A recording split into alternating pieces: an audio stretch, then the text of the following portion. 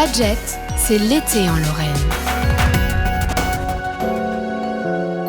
Cet été à l'Axou, un espace gratuit ouvre ses portes aux enfants, aux jeunes et aux familles pour bricoler, expérimenter et créer ensemble. C'est mon local à Bidouille, c'est au 22 rue de la Moselotte.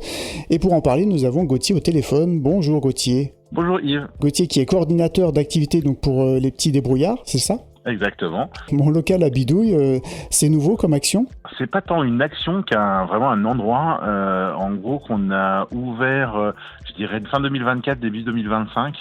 On a récupéré un local mis à disposition par LVMH en pied d'immeuble à l'Axou. Et donc, du coup, on a décidé d'essayer d'en faire un endroit d'activité pour les enfants, essentiellement du plateau, mais tous les enfants de manière générale. Et globalement, on essaye d'y développer petit à petit. Et des formations, nous, c'est là qu'on fait nos formations civiques et citoyennes pour les volontaires en service civique tout au long de l'année. On a commencé pendant les vacances à mettre en place quelques petites activités, mais qui étaient payantes.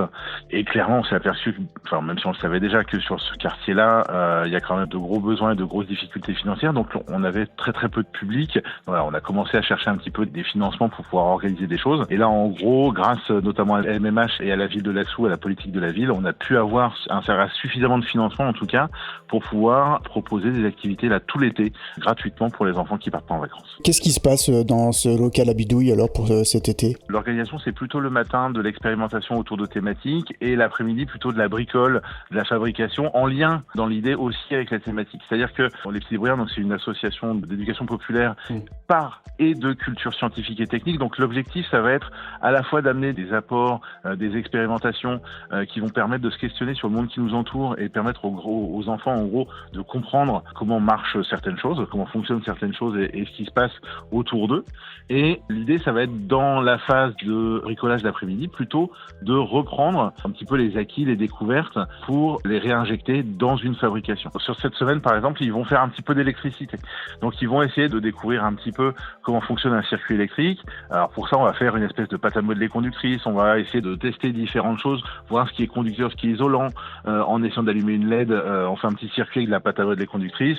Ce circuit, si on le ferme, une LED s'allume. Et puis, on essaye de le fermer avec différents objets, un crayon, un bout de bois, une feuille qu'ils vont aller chercher dehors, un clou, un bout de ficelle. Enfin, ils vont tester plein de choses pour s'apercevoir de quels matériaux sont conducteurs et lesquels ne le sont pas. Et puis voir aussi comment on fait ce circuit avec la source d'énergie, les fils et le fait que ça soit fermé pour que l'électricité puisse retourner à la pile et faire fonctionner l'ensemble. Et l'après-midi, ils vont fabriquer un espèce de ce qu'on va appeler un paper circuit.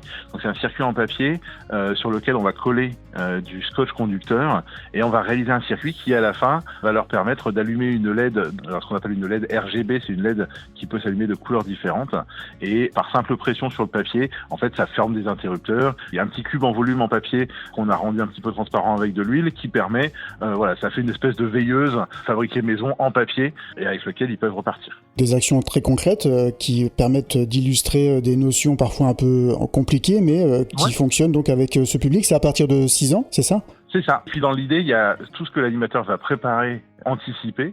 Et surtout, le plus important à mon sens en tout cas, c'est les questionnements des enfants, les envies des enfants.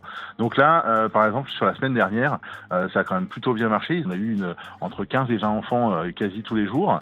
Et ils adhèrent bien aux animations qui sont déjà proposées par l'animateur, mais en plus, ils sont force de proposition de thématiques à faire pour la suite. Donc, je peux pas vous donner la programmation sur l'ensemble de l'été puisque on va la faire en fonction des enfants pour que ça leur corresponde et qu'à la fois ils s'éclatent, à la fois ils passent de bonnes vacances et ils s'amusent et à la fois ils apprennent plein de choses et forcément si ça vient d'eux, ça marche toujours mieux.